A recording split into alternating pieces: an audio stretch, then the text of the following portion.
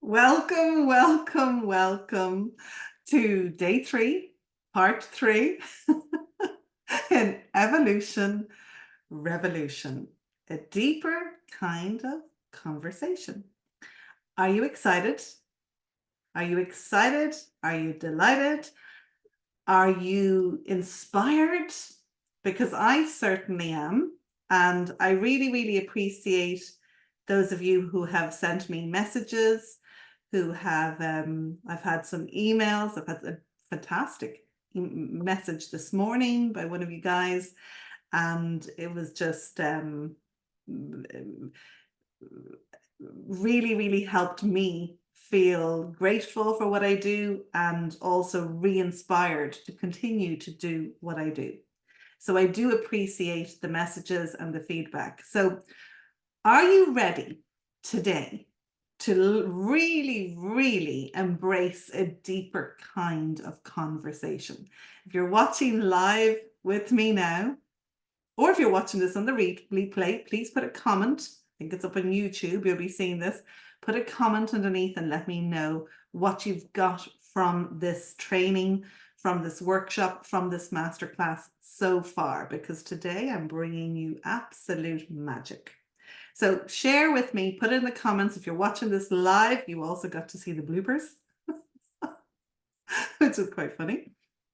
So share with me what you have learned so far. What is your biggest takeaway, your biggest aha moment, your biggest insight, the biggest learning that you have taken so far from being on this training?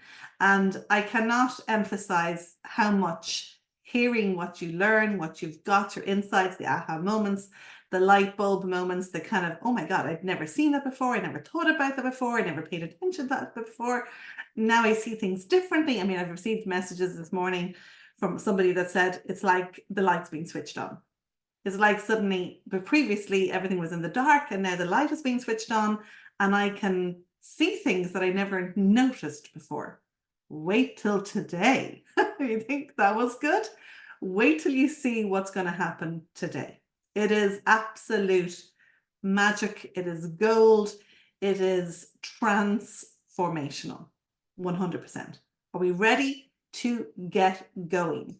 Put it in the chat. Even if you're watching this on the replay, I want to know, are you ready? Are you ready for day 3? Are you ready for the magic? Are you ready to learn and discover and open your mind, your ears, your eyes, your heart, your soul, your spirit? Are you ready to uncover a deeper kind of conversation that will help you all aspects of your life, for yourself, for your relationships, for your love life, for your friendships, for your children, for a better planet, for your business? Are you ready? Give me a yes. Put it in the comments and tell me you're ready to go. So, because today we are layering, we're layering stuff together. One of the ways that I teach, and believe me, I've been teaching this now for nearly 15 years, and is by layering. So it seems so simple, but when you look back, you kind of go, my God, yeah, and all that as well. And I learned all of that. And I've seen all of that and I heard all of that. And absolutely. And it makes it seem so simple when you look back. It's like, wow, we learned so much. And the whole aim of this is to make it really easy for you, that it feels like you already knew it. So I have a very special technique that I use, and it's a wonderful technique for teaching and for in any way transmitting information, is by really layering subconsciously first, so that your subconscious mind understands this, and then bringing it into your conscious awareness. So you think you already knew it already. So how good is that? And it makes it so much easier, doesn't it? So there's big, big changes coming here today. There's big, big changes and big insights coming. Somebody messaged me this morning, and it really does genuinely, I appreciate it. If you're watching this, I love you, because I really does make my job worthwhile. Anyone that knows me, I'm very passionate about communication, okay? Because it helped me, and I love what I do. I love watching you change your mindset, your perspective, and opening yourself up to new things. And now it's actually somebody who's in my mentorship, and they said they'd listened to one of my guided hypnosis audios, and they said they woke up and everything was different. Now, that is the power of really effective communication. That is the power of, some people call it hypnosis, right? But really all it is effective communication. And you're learning this superpower right now. You're learning this. Or more correctly, I would say you are bringing this into your conscious awareness, because you're already doing it. As I've said before, you're an amazing hypnotist. But we want to bring this into your conscious awareness so you know how to use it for good. For good. So, as the letter says, to the stamp, stick with me, because we're going places, all right? Okay, so seriously, though, I do want to share with you something that's very important. And it's a little story about this man that one day he decided to go and explore the jungle. And he decided, to do a bit of research about the jungle first, as you would, right? So he went to a library and, a bookshop or something, and he found this amazing book about how to explore the jungle. So he bought the book on it. And he packed his backpack and he went off with his big backpack into the jungle, and all was good. And he was walking down a path, and suddenly up ahead on the path, there was these two, what's in a jungle? There was these two baboons. So baboons in a jungle? Not sure if they are or not, but let's say baboons. And on each side of the path. So what did he do? He whipped out the book, of course, flicked the chapter of what do you do if you're going to meet baboons in the jungle, and, oh, okay, learned what to do, did it, sorted it out, carried on his way. A little bit further down the path, he met these two wild, what else is in a jungle? Crocodiles. The jungle, not sure. I don't know. Something else in a jungle. And what did he do? He pulled out the book. He flicked to the chapter. What do you do if you meet crocodiles in the jungle? You're in the wrong kind of jungle, probably. Figured out what to do. Sorted it out, carried on. Now, a little bit further down the path, he met these two wild, crazed lions. So what did he do? Pulled out the book, flicked to the chapter, what do you do if you meet wild, crazy lions? And he got eaten. Boom, boom. Now, what's the moral of the story? The moral of the story is never, ever. You ready for this? Never. Read between the lines.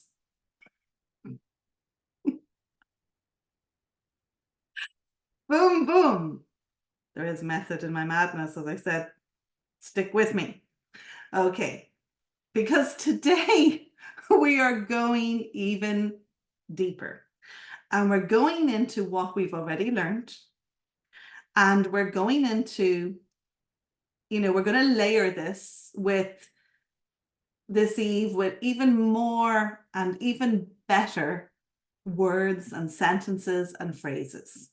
And we're going to, we've kind of looked at so far communication in the sense of the body language, and we've looked at the tone, right? Yeah. And we've looked at the two most important words, which are I am, correct? Yes. And we've looked at the difference between being associated or disassociated, right? Now, today, we're going to start looking at words and sentences even deeper, deeper, deeper.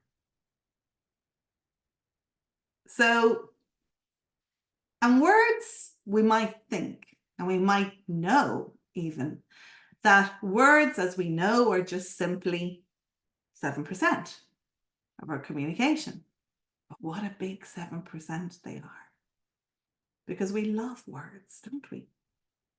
We love words. We all love to hear the sound of our own voice. We love words. We love it. In fact, once I was told by my English teacher, who also loved words, and she told me that, she said to me, you can use your words to change both your worlds, she said. And it took me a while. In fact, it took me nearly 40, well, not 40 years, but it took me probably about 20 years at that point for me to understand really what she meant and what both of these worlds were when she meant both our worlds. And it was only when I learned NLP, when I first discovered NLP, and I remember I was on stage with Richard Bandler, and he said to me, he said, your inside world dictates your outer world. Your inside world dictates your outer world. And this is what you want to focus on. And it was only then that it became clear that this is what true self-sovereignty is, right? This is what it means. Are you with me, right?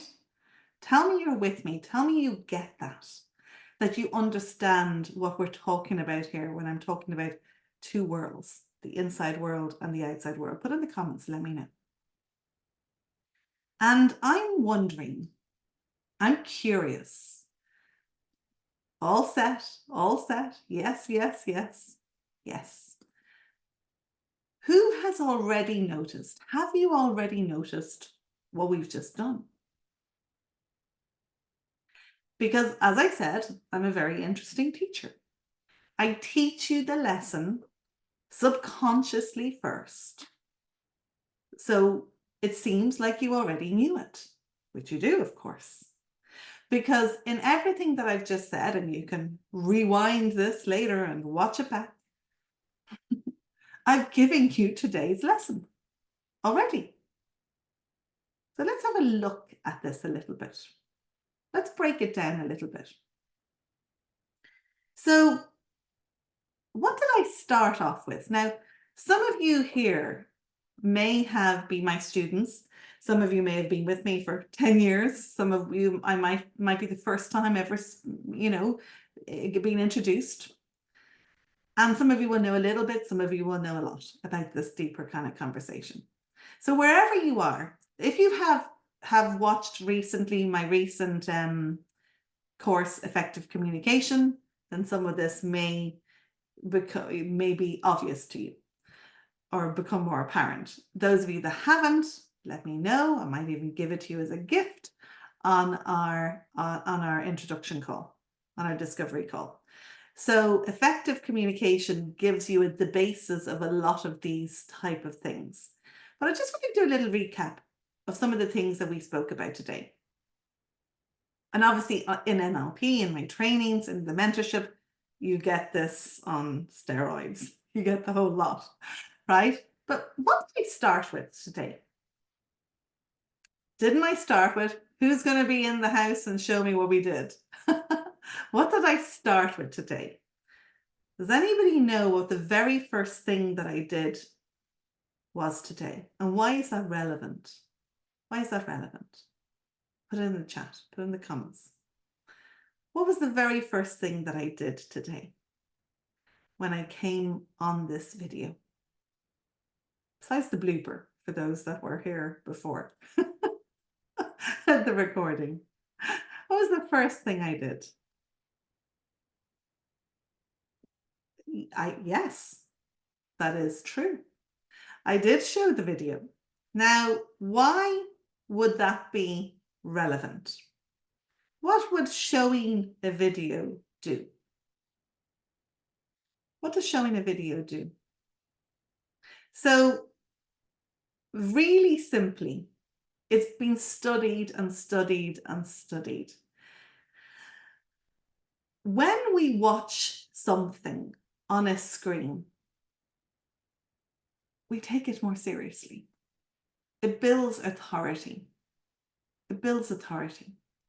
So when we even watch somebody on a Facebook Live, or we watch somebody on a screen, if you watch, for example, if you ever go to Tony Robbins, for example, before he comes on, he will have built his authority by showing himself larger than life, right? On a really big screen, so that everyone sees the video of him on a really big screen before he comes on. Now, showing video and showing something like this all adds to your kudos, to your authority, to the professionalism, to the whole idea of that this is something really special. Now, once the video was over, what was the next thing that you noticed? What was the next thing that you noticed that I did? What was the next thing that I did that you noticed? Put it in the comments. Didn't I kind of just say, even before that, what did I do? Didn't I just kind of say, here we are. We're here to watch Evolution Revolution. It's day 3. Are we ready to get started? Are you ready to learn about the subconscious communication? Didn't I kind of make some statements like that and ask some questions like that? Yeah. Now, why would I do that? What is the relevance of doing that? For the hypnotists in the house, what is the relevance of making some obvious common statements for those that have been in my trainings, have studied NLP, who've even watched effective communication? I'm presuming this is pretty obvious.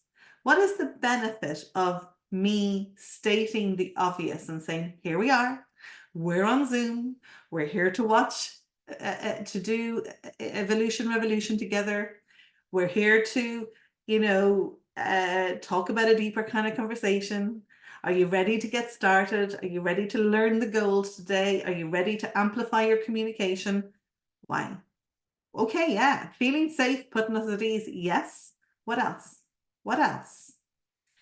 So some of you that were on my trainings would know this. What is the very first thing that we want to do to build compliance, to build receptivity, to build a relationship so that you can persuade and influence? We want to get, and it's a hypnotist's secret, except I'm revealing it, and it is to get yeses. To get yeses by stating the obvious. Now, this might seem, well, why? What's the point of that by stating the obvious? We love to say yes. We love to say yes. And when we get somebody saying yes to something small, over and over and over and over and over again, it's like building momentum and building momentum, then we get them to say yes to bigger things. So if you want to persuade and influence somebody, you get them to say yes lots and lots of times before you get them to say yes for the bigger thing. Now, there's different ways, and I teach a number of ways to get yeses. But one of the easiest ways is just by fact. something that is undeniable fact, by simply saying, we're here on Zoom. Yes, we are. Or we're here on YouTube. We're here on a video. You are here for Evolution Revolution, right? You're in the right room. You're here to learn about subconscious communication, yes? Now, a person is obviously going in their head. They're going, yes, I am. I am here to learn about subconscious communication. And that is one of the most effective ways, by stating a fact, something that is indisputable, something that, like, it's not a question, it's not a yes or no question. It's like we're stating the obvious. We're stating the obvious. And we're not expecting a big, long, drawn out conversation, but we want to know that we've said something that is getting them subconsciously to just agree with. That they are in their head, they're going, yes, I am, yes, I am, yes, I am, yes, yes, yes, yes, yes. And the more we can get the person that we're speaking to say those simple little yeses over and over and over and over again, we're forming a lovely rhythm, a lovely pattern, a lovely way to move them into the bigger yeses. Does that make sense? Now, the next thing that I did was I told a joke or two. Why did I tell a joke? Why would I tell a joke? What would be the reason for me to tell a joke? Put it in the chat. If you're watching this on the repeat on YouTube, put it in the comments below. Why would we want to tell a joke? What is the reason for me telling a joke? Relax them. Yes, 100%. What else? What else?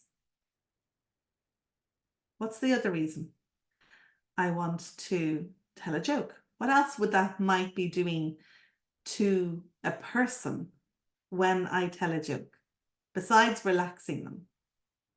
What's another word, another emotion that they might feel by telling a joke?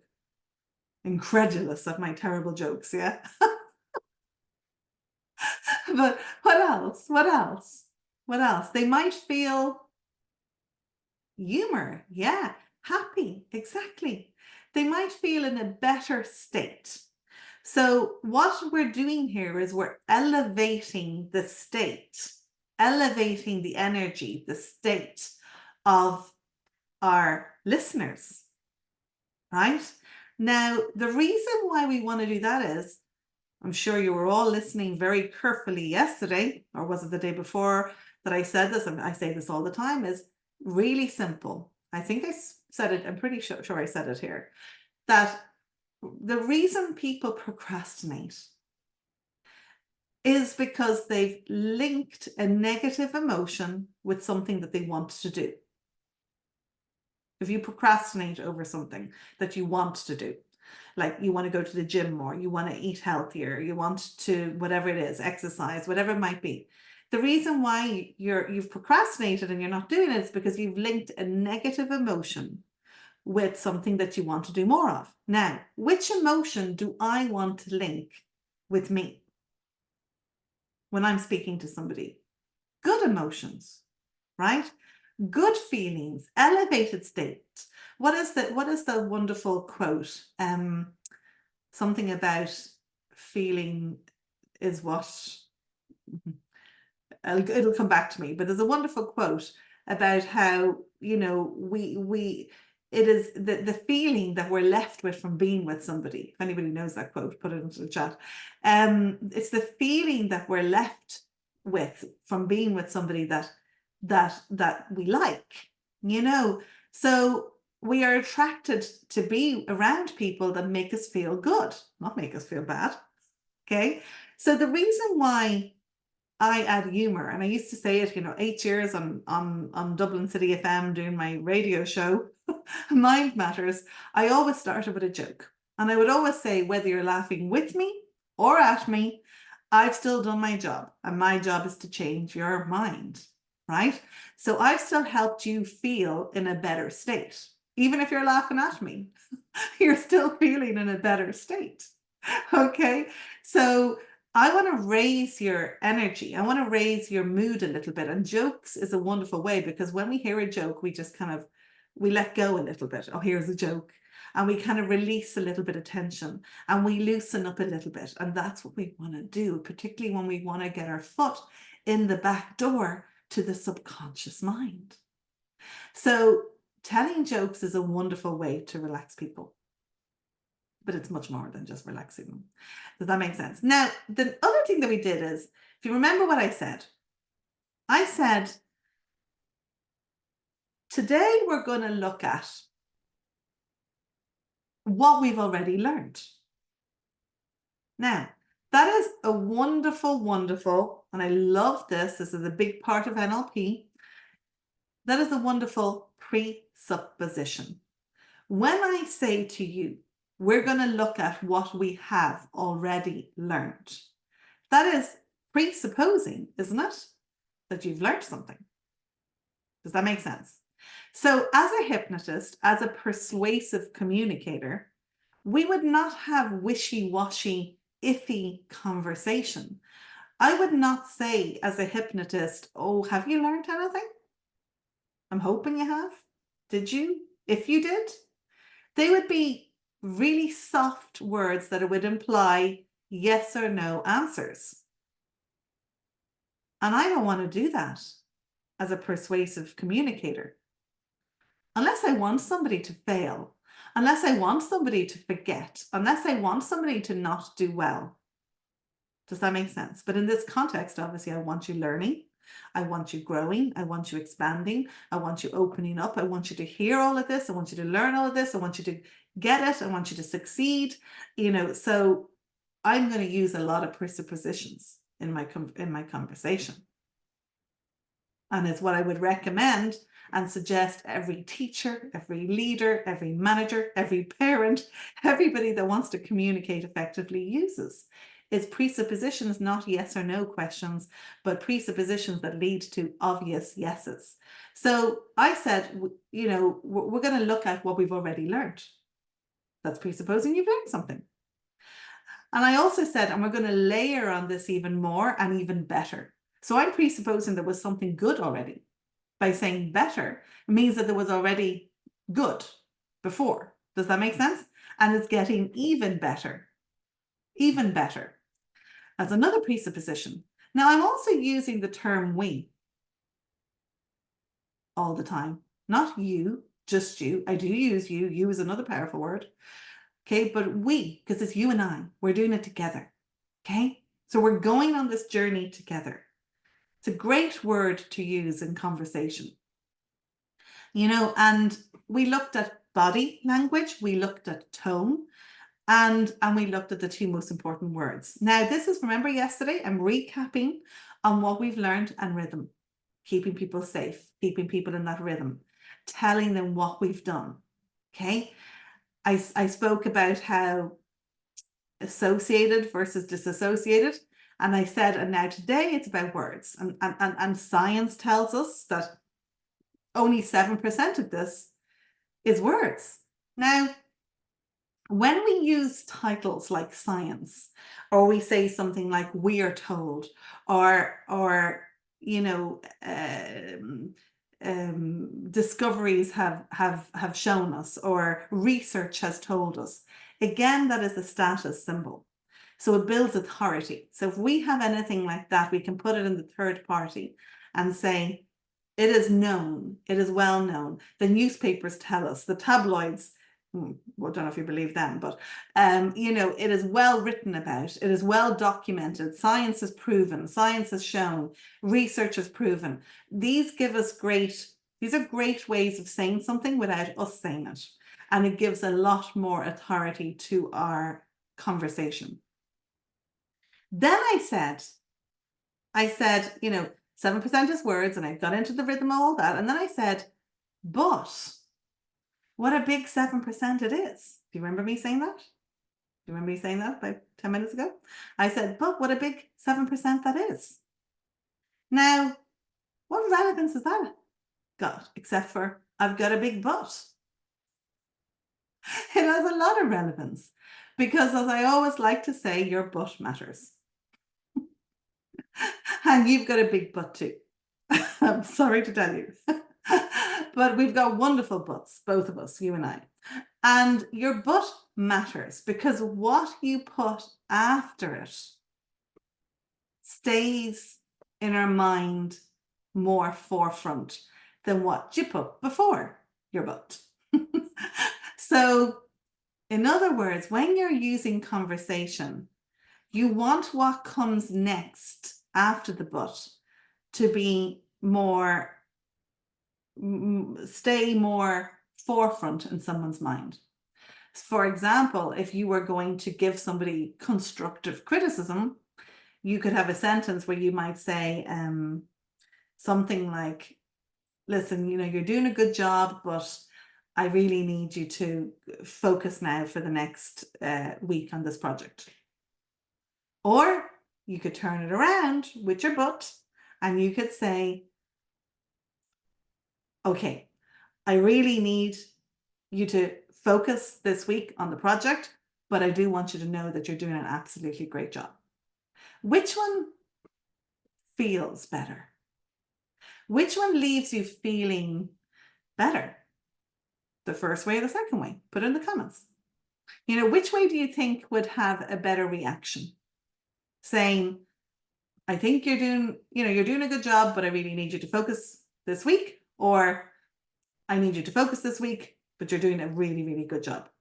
That's a very broad example, right? So what comes after the but? Yes, that's what matters. Now, I also then said, but what a big 7% it is. And then I said, because we love words, don't we? Because we love words. And guess what? The word because is one of the most wonderful words to use just because it is. Because what comes after the because doesn't even have to make any sense, but we still take it as important. We still take it as important. We still take it really seriously, like we said something that meant something, even if it doesn't actually mean anything, but we still take it as an answer. So again, there was so many studies on this where they went up to this photocopier and they had somebody skip the queue and go up to the top of the photocopier and say, oh, can I use the photocopier? And most people would say no. And then they'd get the person to go up again and they'd say, hey, hi, I need to use the photocopier because I'm in a real hurry and I have to get to work by a certain time.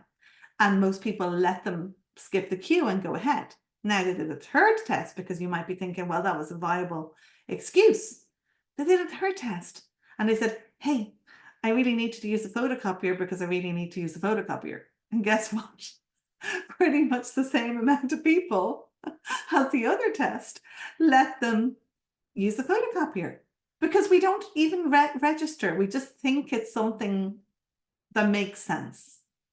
So the word because is a wonderful word to add into your vocabulary, particularly when you want to influence. Now, after that, I then said, in fact, I was once told by my English teacher, who also loved words, and she said to me, you can use your words to change both your inside and your outer world. Do you remember me saying that?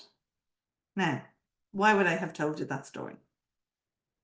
Because stories is one of the most powerful ways to embed commands.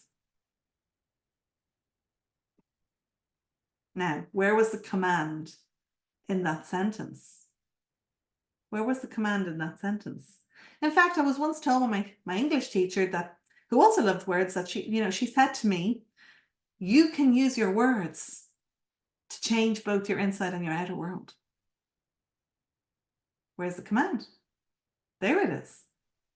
When I'm speaking to you, but it doesn't look like I'm speaking to you because I'm just saying, she said that to me. Does that make sense? So I said, my English teacher said to me, you can use words to change both your inner and your outer world. So who am I speaking to there? Who am I wanting to influence? You. Does that make sense? So that's a subliminal command, is by saying something that's addressing the listener or the audience, or even in written form, but through a third party. So it is exactly the same thing as saying science tells us. We have been told. We have been shown. It is well known. We can also put it in the third party, as in from somebody else. He said, she said, they said, I was told, this is what they said, this is what she said to me, this is what he said. And then what we say next is actually the command to the audience. Does that make sense? So I also went on and I said a little bit more, and I said, oh, Richard Bandler said, your inside world dictates your outer. Speaking to you. And I said, and this is what you want to focus on. Does that make sense? So these are all examples of subliminal commands. And that was the lesson. That was the lesson. Now I'm going to go a little bit further. I'm going to share my screen with you guys here now. And I want to go a little bit further into some deeper stuff. Portion of screen. Let me see if I get this right. That's the wrong one. Okay. Now, so let's make sure I have the chat so I can see you guys. Where is the chat? Oh, not there. Okay, put this over here so I can see you guys over here. Awesome. I think I can see everybody now. So yesterday we spoke about words that work. Yeah. And we spoke about the word I am. And I was sharing with you how the word I am is very powerful, obviously, because what comes after shapes it. And also how it is an associated word. So in other words, when we say I am or you are associated, or you are causing the other person to be associated. So unless it's a good thing, what's coming after it, I would refrain from using that. So I am the strongest identity bias. And it literally means I cause to be. So when you say you are to somebody, you are causing them to be that. You are causing them to be that. You are influencing them. And I cannot emphasize that enough, as how just simply changing those words. I mean, I have a woman that has been with me for a number of years now, and has been working on different aspects of relationships in her life, and relationships, let's say, with her partner. And previously, she would have always used the word you are to him. And, now she has completely changed how she speaks. She doesn't say, oh, you're selfish, like she used to. You're so selfish. She doesn't say, oh, you're really lazy, or you're horrible. Because when she understands, it's clicked, that when she says those things to her husband, that's going to make him be like that. That constant repetition of using those words is so, so powerful. And truly, if you can take one thing from this whole workshop, change that. Change that. Be very aware of how you use I am and you are. So I kind of wanted to, talk a little bit further about this, as in, when we say something, for example, like I am, let's say you say I am intelligent. That can benefit you, obviously, in a very good way, correct? Because you're influencing yourself to feel more intelligent, right? It can also, you could say I am worthy. That's going to influence you to feel more, to get rid of feelings of inadequacy, right? You could say, I am proud. I'm proud of my heritage. I'm proud of my lineage. I'm proud of my ancestry, right? That can help you to embrace feeling like a sense of feeling of belonging. These are all affirmations that are extremely powerful. There are some criteria that I would say to be aware of when it comes to affirmations, as in when to use them and when not to use them. Just want to make sure that I can see you guys. I'm just moving this over because I'm losing, if anybody else wants to join us, I can't see if they're looking to get into the room. So just making more space for myself here. Okay. I left it. Awesome. Now a bit more room. So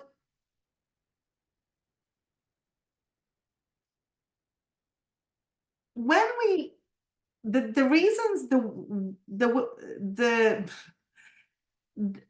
I am is a wonderful statement, except for in these situations when it reinforces the negative.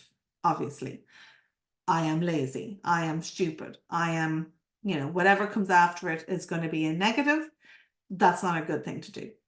Okay. When it lacks authenticity. So for example, when it doesn't feel like you are being sincere. So for example, if you are unhappy and you say, I am happy, is that going to work? In my opinion, many people say they do it. I personally find that unbeneficial because you're linking a negative feeling. Because if you continue to say, I am happy, and you're not feeling it, you're not going to persuade yourself and you're only going to feel worse. So when you ignore facts, so in other words, simply saying, I am successful, if you're struggling financially, isn't going to help you feel better or become successful. And when it dismisses your own emotions, so for example, saying, I am fine, when you're really struggling and you actually need to address issues deep down inside. Okay. And lastly, when it kind of denies your growth. So for example, when you say something like, I am always right. Okay. I like to say it's so right to be wrong, because when we're wrong, we grow. So let's now look at when we're speaking to somebody else. So an example of a not such a beneficial sentence when we might say you are to somebody would be something like, you're so lazy, or telling a child they're bold. What a terrible identity to impose on them for life, right? A better version might be to say this behavior, right? So the secret here of disassociation from the I am and the you are is to go from identity to a verb. A verb. So in other words, something that you've done, did, doing, because that is disassociated. It doesn't have an association with your identity. Does that make sense? So if we were talking to a child and we keep telling them they're stupid, they're bold, they're lazy, they're no good, they're going to feel unworthy. They're going to grow up feeling unworthy. But if we say, okay, this behavior is not appropriate, that's now addressing a behavior. It's not addressing the core of who they are. So it doesn't affect them and their self-worth. It's not linked to their identity. It is linked to simply a verb, something that they've done, which can be addressed. Does that make sense? So instead of you are, we want to look at the behavior. So we might, instead of saying you are lazy, we might say something like, this behavior isn't appropriate. Instead of saying you are never there when I need you, which is a very common one that I hear many women saying to their partners, you might say, well, you not being available when I was looking for you, when I needed you, made me feel left out. Does that make sense? You having gone there made me feel left out. That's a verb. Or you might say something like, instead of saying you're so disorganized, you're so messy, You could say something, this behavior of leaving your socks all over the house, is creating clutter, for example. So what we want to do is we want to disassociate from the identity. That is vital in our communication. Now, by the way, that also works the opposite for when it's good stuff. So in other words, if somebody comes to me and says, oh, I want to work on my confidence, I want to work on my self-belief, I want to get better at doing X, Y, or Z, and they say something to me like, okay, I might ask them, well, what are you good at? And they might say, well, okay, I'm good at organizing things. Then I will impose on them an identity. I will say, okay, so you are an organizer. You are an organized person. So I will place the identity on them because I want them to identify with that, because we know when we identify with something, as we learned yesterday, we want to confirm it and prove ourselves right. Does that make sense? So if I want to take something away from somebody, if somebody comes into me and says, oh, I am a terrible person, I will never repeat back, oh, you are a terrible person, but I will say, okay, so tell me about those actions that you did that you find so terrible. Do you see what I mean? So I've used a verb and I've disassociated them by using the verb from it being their identity. Somebody comes to me and says, I am just a lazy person. I will say, okay, so what is the behavior that you're doing? So we're talking about the behavior. But if they come to me and they say something good, I'm going to put it in their identity. If they say, oh, okay, I am a real people person, or I love speaking to people, then I will say, okay, so you are a people person. Does that make sense?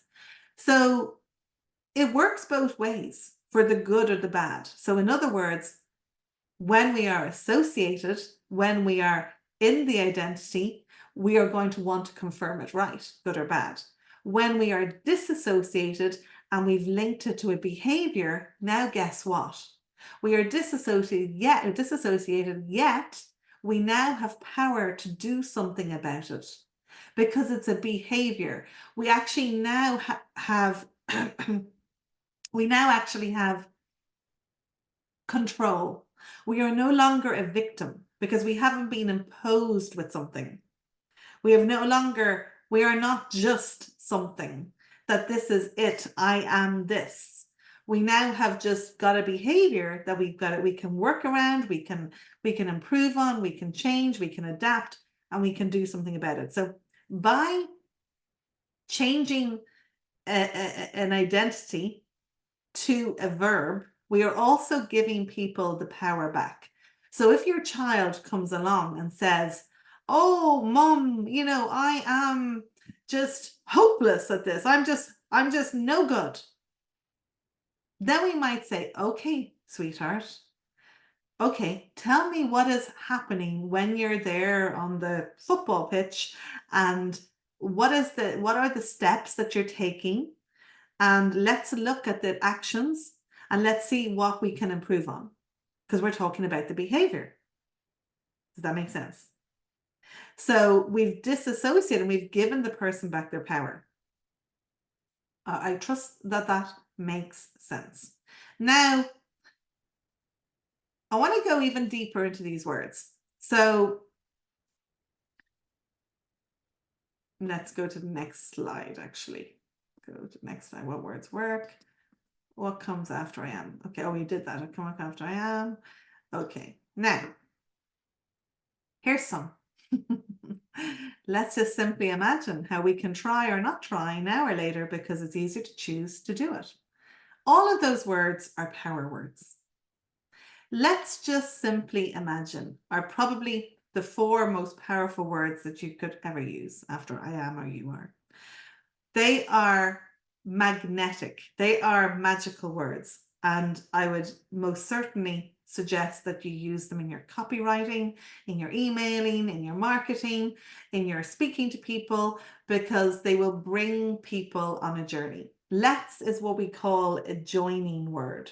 It means it's not just you, it's not just I, it's us together.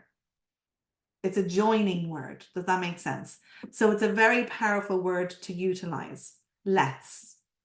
Just is what we call a softener word. So it's we're just there. It's a softener word that makes it so close to the next thing, that makes it feel easier. Does that make sense? Simply is one of the most powerful words that you could use, simply because the brain is very simple and likes things simple. When we think something is simple, we will be more attracted to it than if we think it's convoluted. The subconscious mind does not like complicated, does not like convoluted, does not like confusion. It likes things to be simple. So when we use the word simple in our messaging, and we presuppose that it's going to be simple, and we are suggesting that, it's going to make it a lot easier for people to take in and make people more receptive, because they're feeling safe, they're feeling comfortable, and kind of, oh, okay, thank God, it's just going to be simple. And imagine is the most powerful word that you could use. It's the most wonderful word in your vocabulary, because when we imagine, we go on a journey and we give ourselves permission, and all of this persuasive power is down to you wanting to get your foot in the back door of the subconscious. You want the guards at the gate, the conscious mind, to go bye-bye. And when we say imagine, it gives us permission. So you're just imagining. I will often have clients that will come to me and I'll say, okay, what would you like to do? And they say, I don't know. That's the problem. And I say, well, if you did know, what would you like to do? And they say, oh, I don't know. And I said, just imagine, just make it up, pretend. So we give people permission to go back to that childlike state and imagine, and guess where that is coming from then? Where is the stuff coming from when you give yourself permission to imagine? It's coming from your subconscious, right? So it's coming from you. So let's just simply imagine are four of the most powerful words. Now, how is a wonderful word and a much better word than why, particularly when it's a negative context. Because when we ask why in a negative context, why do I feel that way? That's the question that nearly put me over the edge 15 years ago. That's the question that nearly caused me to take my life after I went bust, because I kept on asking, why me, God? Why me? And then the little people inside my head had to go looking in the files because I asked a question. And they had to go rooting, and they have to give you answers, because your Google, your computer, your brain, its job is just to answer questions. And so all the little people in my head gathered around and went, okay, we've got to answer this question. She's asked why her. We've got to find something. Just like when you go and Google, it had to go and find something. And it said, okay, well, give her this. Maybe this is the reason. Maybe that's the reason. Maybe because her parents broke up. Maybe because she's half Irish, half Italian. Maybe it's because the weather is terrible in Ireland. And it gave you all these reasons, and all these reasons pop into your head and you feel worse. So why is not a good question to ask yourself. Why is my life this way? Unless your life is going well. It's a terrible, terrible question to ask yourself or anybody else if things are not going good, because your subconscious mind has to go and look for an answer. Does that make sense? So asking your friend, your partner, your colleague, I mean, it might be slightly different in a business sense if you're working on something, etc. But in general, asking why has this happened is not necessarily a good question, particularly when you're asking yourself, because your filing cabinet is going to take what's most relevant, just like the way when you look into Google. So a better question is how. How can we change it? What can we do about it? What's the next step? They're better questions to ask, better words. We is another joining word, just like let's. Can, obviously, is very evident. Try is a terrible word to use, unless you want to fail. Try is a word that implies failure to your subconscious mind. So again, unless you want to fail, cancel it out from your vocabulary. So instead of saying, oh, I'm going to try, recognize that every time that you say try, you're not going to do. It's sabotaging you. The little people are putting the brakes on and they're saying, okay, she just said try, so we're not going to do. We're going to stop her. We're going to stop her. And they'll do everything in their power to stop you. The same when you're speaking to somebody else. You say, oh, would you, you do your best. Will you try and, check out my product, or try and get to that meeting, or try to do X, Y, or Z, or can you try and pick up some milk on the way home? It's not going to work. And if somebody says to you, oh yeah, I'll try, understand they're not coming. They're not going to do it because they've used the word try. So it's unless you want someone to fail. Now, again, for good, you can use the word try to help somebody to fail. So when somebody comes to me and they want to stop something, they want to stop doing something, they want to get rid of a habit, they want to change their ways, I will most certainly use the word try because I know the power of the word try. So I will use it to stop the person from doing something. Now, not try is a little bit of a play on words because the subconscious mind does not process a negative. So remember that when we use the word don't before something, the rest of it is going to be the part that they hear. It's a little bit like the but, your big but. When we say, oh, don't forget. When we say, don't trip. When we say, don't spill the milk. When we say, don't think about it. When we say, don't worry. How many times have you said that? Don't worry about it. How many times have you said that? How many times have you said, no problem? It's not just the don'ts, it's any negatives. How many times have you said, no problem to somebody? When we use a negative before the next thing, the focus is on the next thing. Because the subconscious mind does not process a negative. Exactly like the same way as I was saying about the word why. When you go to Google and you type in spaghetti bolognese, it gives you everything relevant for spaghetti bolognese. If I type into Google, I don't want spaghetti bolognese, it's still going to give me recipes for spaghetti bolognese. So the brain is just like Google, does not process a negative. So when you say, I don't want to think about it, you're going to think about it. So think about how you can use the don'ts and the nots in a beneficial way. Like don't start to think about it right now. Don't notice how much easier it could be. I don't want you to actually think about how you could incorporate this into it. Don't notice how much clearer this is becoming, right? So what comes after the don't is what is heard, and what comes before the don't or the not is not heard. I'm just reading someone's comment. I answered to try in the middle of me out of it. You either are or you're not. I've never forgotten that word try. That's brilliant. I love that. Thank you for sharing that. That's very, very good. Yes. So the word try is powerful, right? And it can work to your benefit if you want someone to stop doing something. And the same with the don't. Again, what comes after it is important. So I often see people that say, oh yes, I know this stuff. I'm a great communicator. And the next thing you see is they say, oh, don't forget to check out my latest product. Don't forget to come to my, event. Don't forget. We want to give a direct command. We want to say, remember.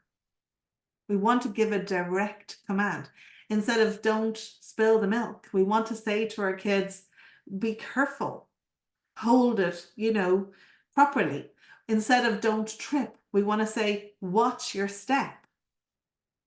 We want to give a direct, clear, simple command. Instead of, don't worry. What a terrible thing to say to people. Don't worry. This is what I mean by a deeper kind of conversation. We are using our vocabulary in many times in ways that are detrimental.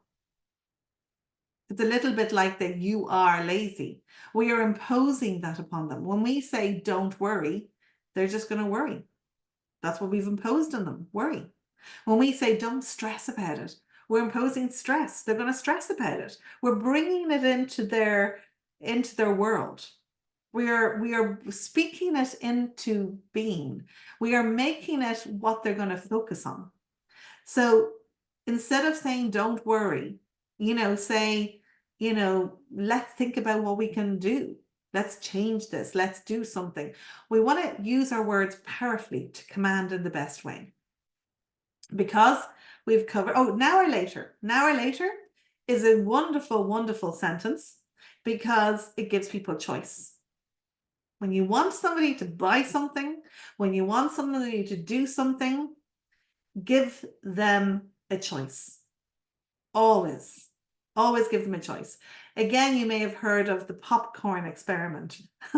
When, I don't know if anyone remembers cinemas before they had popcorn, but I don't. But originally popcorn, I think I vaguely remember, vaguely, yes, I'm that old. I vaguely remember somebody going around with stuff and selling things of popcorn. And there was only one size. Now, there was just one size, and people would buy popcorn. And then they introduced 2 sizes, and then they introduced 3 sizes. Now, why did they do that? Why did they do that? Was it just to give people more variety? Or was it to make people buy more popcorn? Full stop. When we have a choice, what happened was, I don't remember the percentage, but when people just had one choice of popcorn, they bought a certain amount of popcorn. And when they introduced a second size, more people that went to the cinema bought popcorn. Full stop. Isn't that incredible?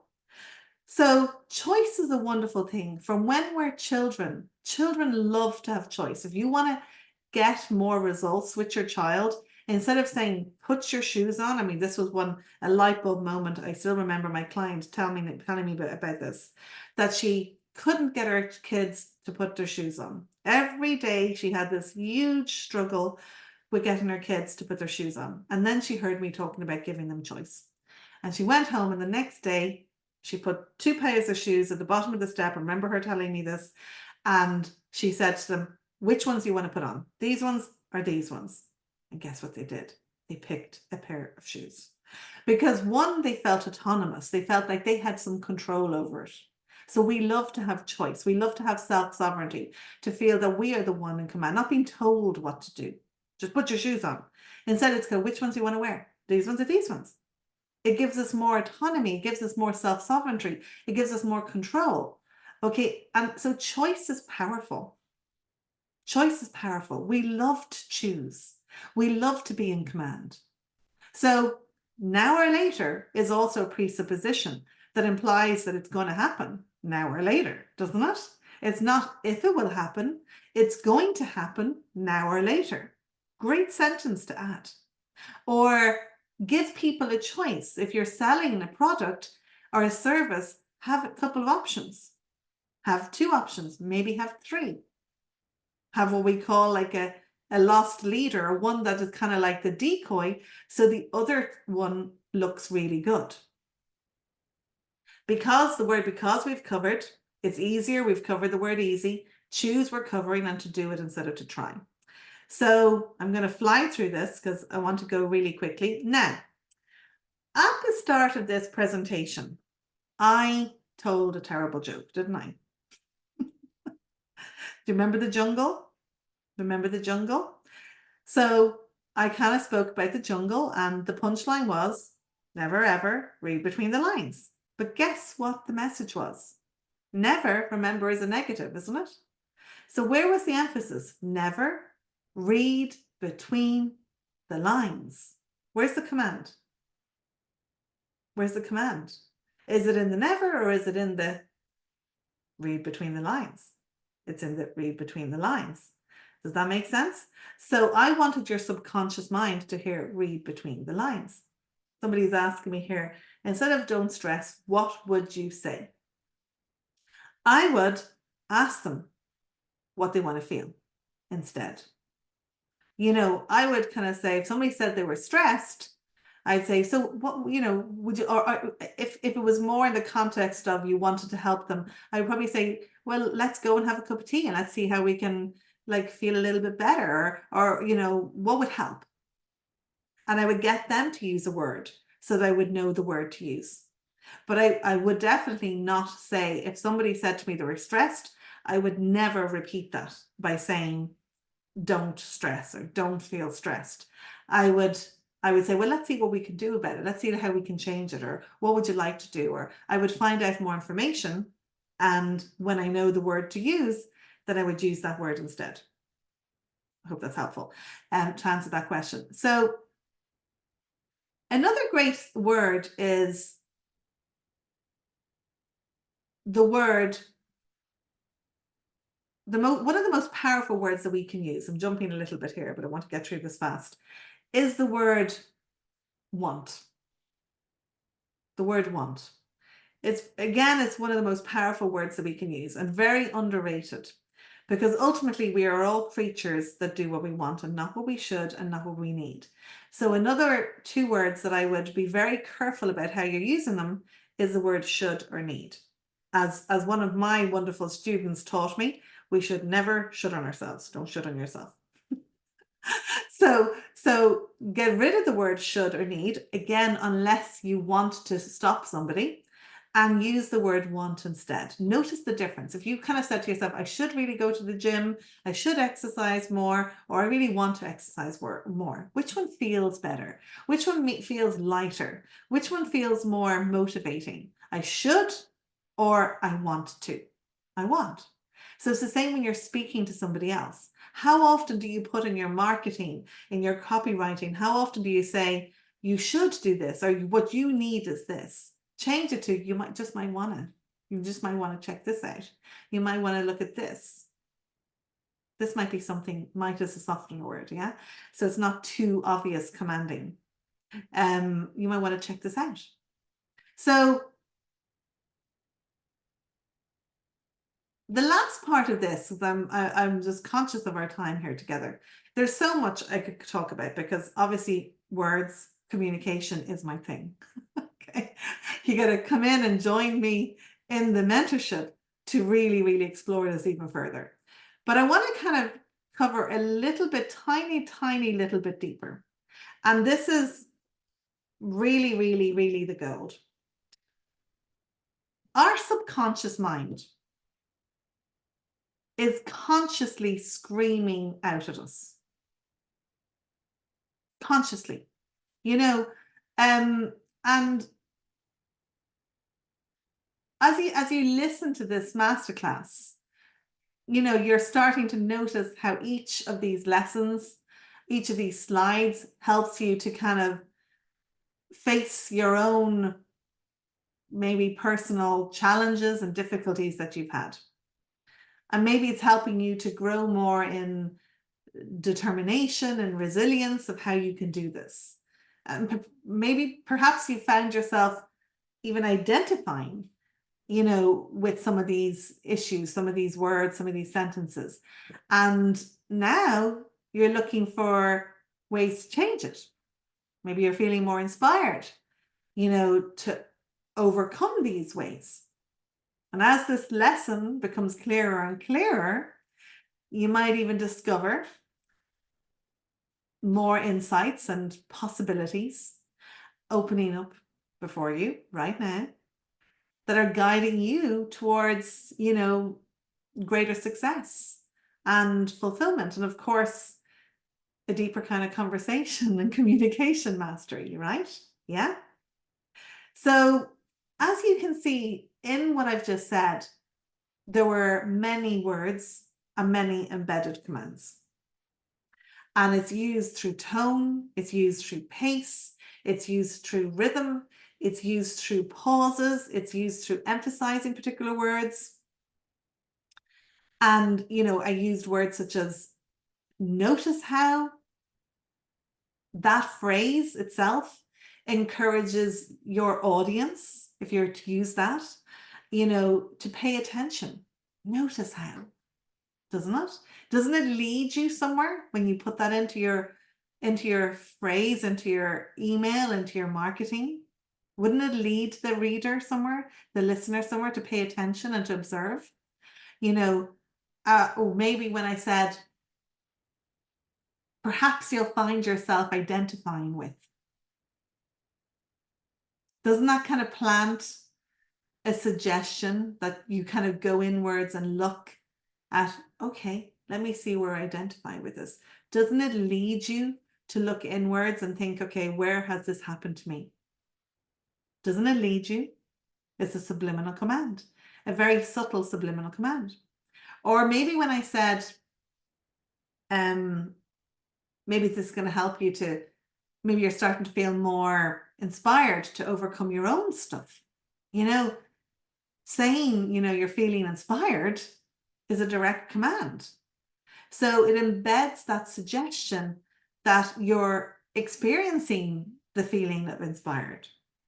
Or the phrase where I said, you might be discovering new insights and possibilities are opening up to you.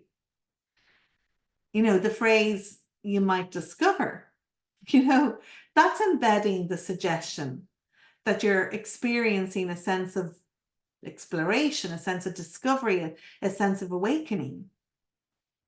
So these are all embedded commands. And finally, to finish with this incredible masterclass, I want to introduce you to something even deeper still. And that is how your subconscious mind is constantly showing you what's going on inside.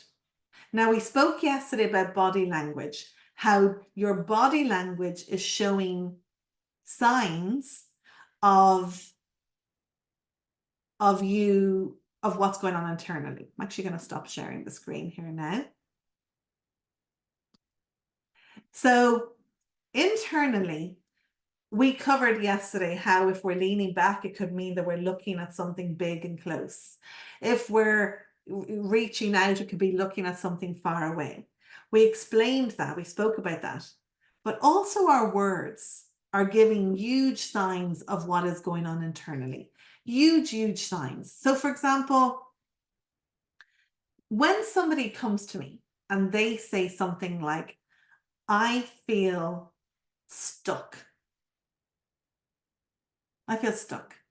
Now, on a logical level, that seems fine. You feel stuck. Okay, tell me about it. But I want you to really think of the internal world, because the internal world is what causes our outward reaction.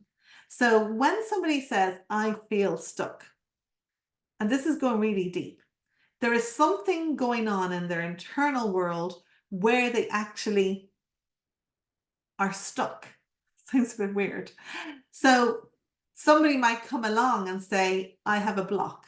And we might kind of go, okay, let's uncover that block.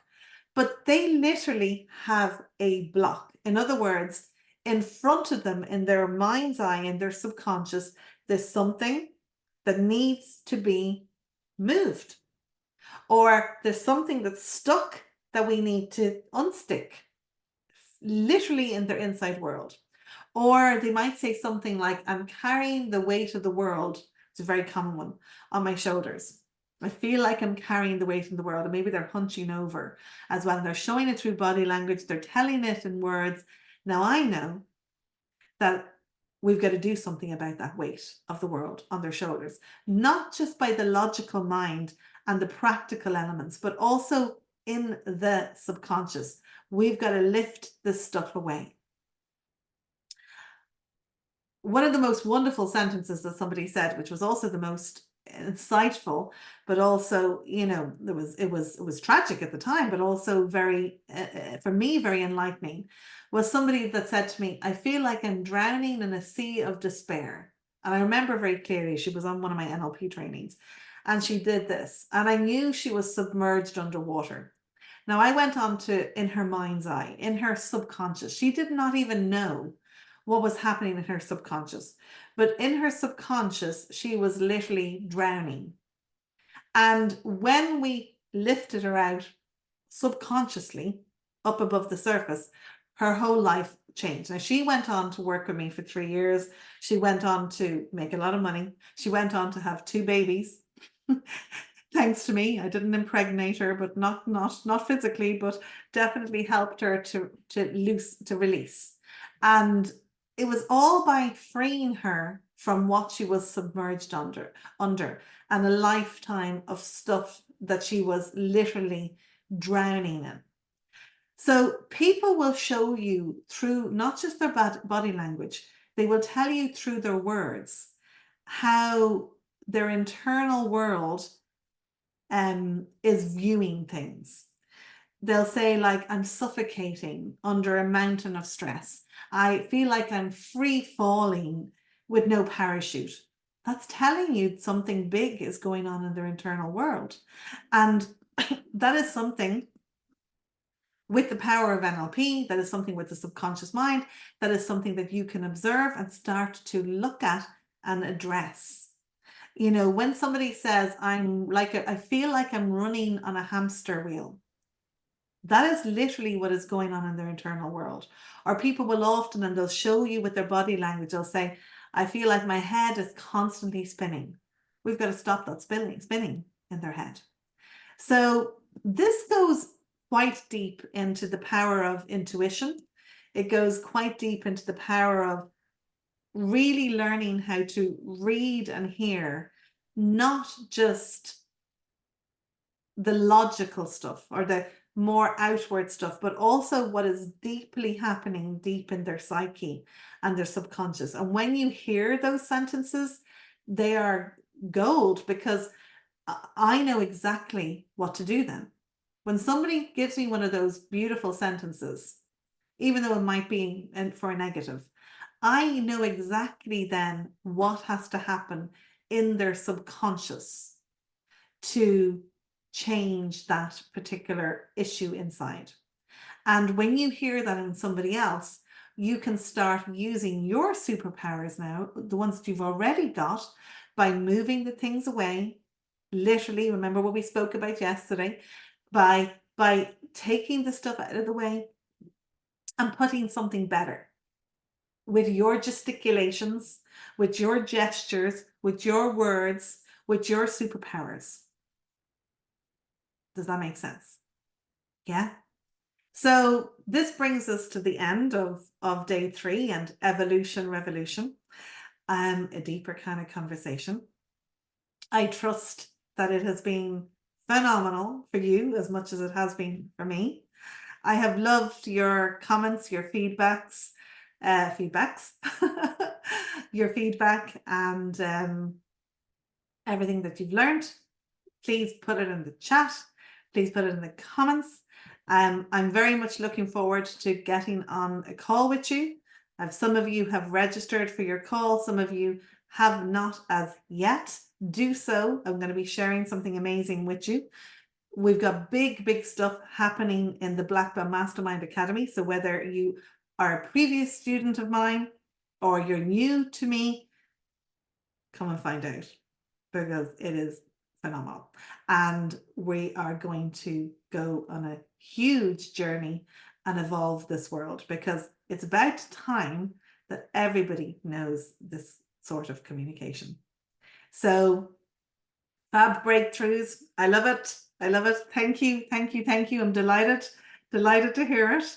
So I'm going to stop the recording here. Anybody that's here with me live is welcome to stay on and I will answer some questions. For those of you, I'm going to be sending an email out as well. Get on the Calendly. I've got some calls, some spaces left. There's not many, because I'm going to England this week, going to Italy next week. So there's a few spots left. Get on a call. I'm looking forward to connecting with you. I will show you where those blocks are, and let's get removing them, and let's get having a deeper kind of conversation. Thank you so much. Bye for now.